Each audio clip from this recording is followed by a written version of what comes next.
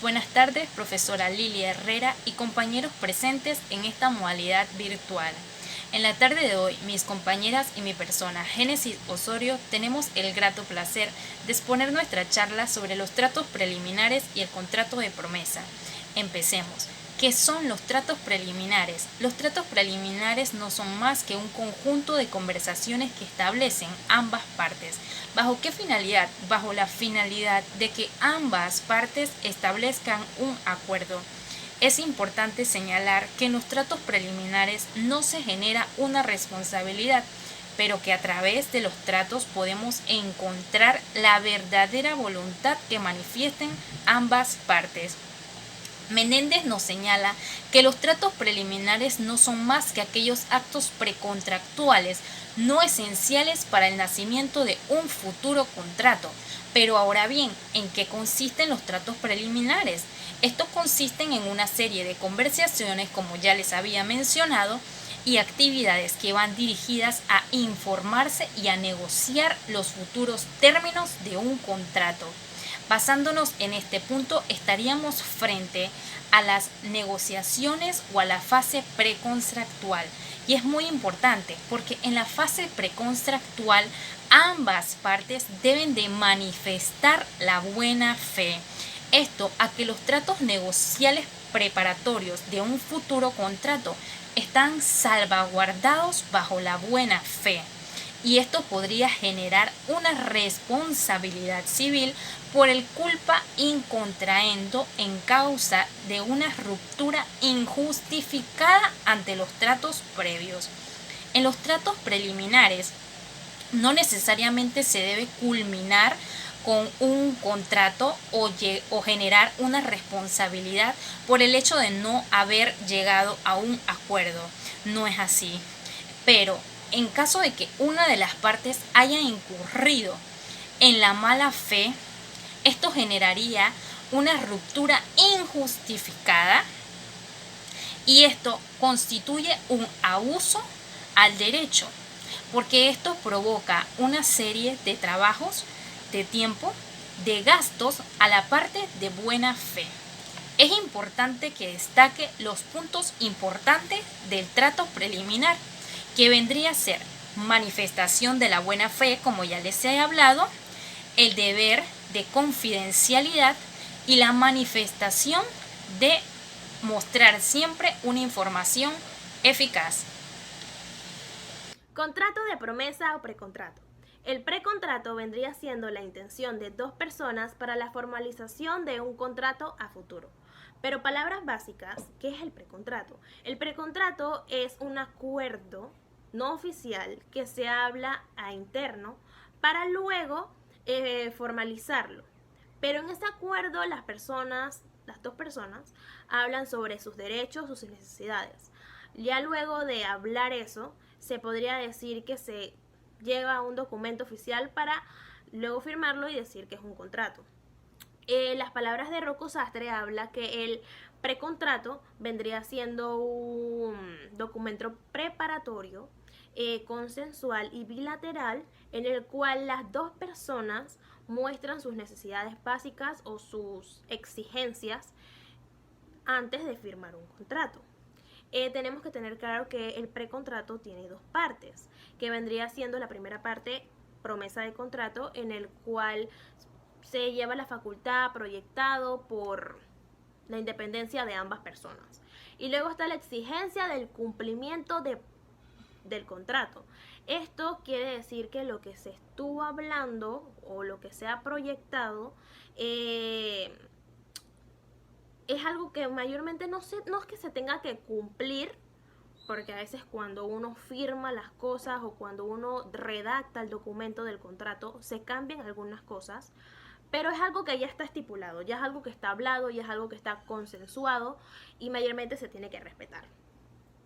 Cuando los elementos básicos del contrato no están proyectados dentro del precontrato, se está dentro de la formación progresiva del primero, o sea que no existen jurídicamente.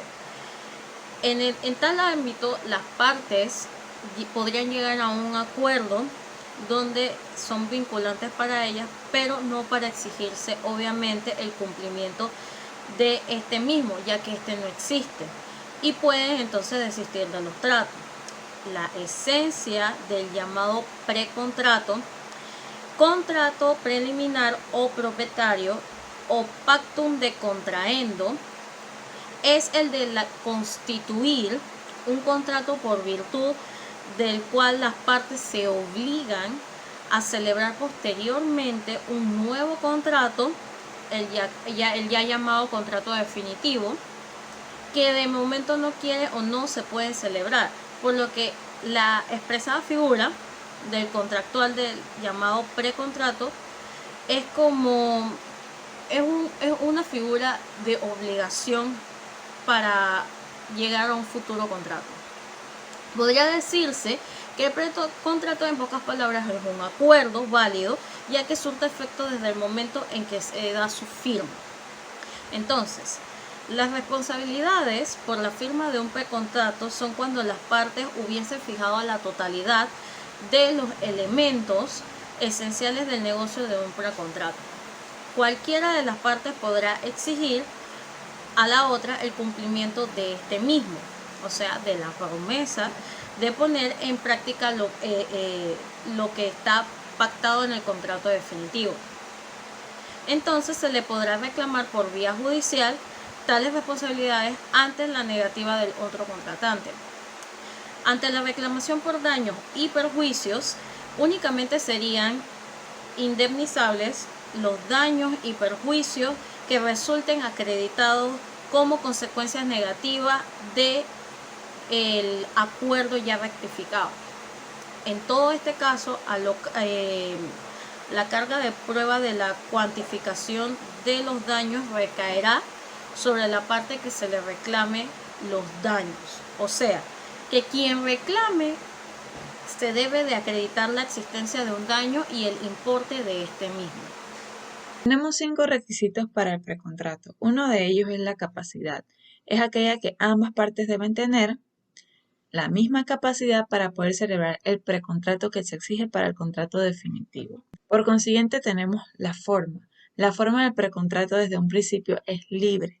No obstante, si para el contrato se exige por el derecho alguna forma especial, el precontrato habrá que observarlo que se requiera para el primero como forma constitutiva. Por otro lado, tenemos el objeto. El objeto del precontrato es aquel contrato proyectado. Por ejemplo, tenemos una promesa de compraventa. En esa promesa de compraventa no es necesario estipular las obligaciones del comprador y del vendedor. Ya se encuentran en el Código Civil. Entonces, sí se va a fijar lo que es el precio y la cosa de forma obligatoria. Como el contrato futuro se ha de resolver en una prestación que sea posible, lícita y determinada o determinable, surge así la consecuencia de que el contrato preliminar, que tenga por fin la celebración de un contrato sobre cosas ilícitas, un objeto inexistente o fuera de comercio o de imposible determinación, será pues imposible a su vez y por ende será nulo. En esa misma línea tenemos la determinación del contenido. Está fuera de duda que se ha de determinar en el contrato preliminar la especie del contrato que ha de ser otorgado en el futuro, mas no es preciso que se concreten y se señale todos aquellos elementos que haya de reunir el contrato a futuro. En esa misma línea tenemos la determinación del contenido. Está fuera de duda que se ha de determinar en el contrato preliminar la especie de contrato que ha de ser otorgado en el futuro, mas no es preciso que se concrete y se señalen todos aquellos elementos que haya de reunir el contrato a futuro, pues entonces casi todos los contratos preparatorios serían nulos y perderían utilidad en su práctica. Según la doctrina, ha de fijarse en el precontrato aquellos requisitos necesarios para la validez del contrato del cual se vaya a tratar, aunque basta con que exista la posibilidad de la determinación de esos elementos sin un nuevo convenio y sin que quede subordinado a la arbitrariedad de una sola de las partes.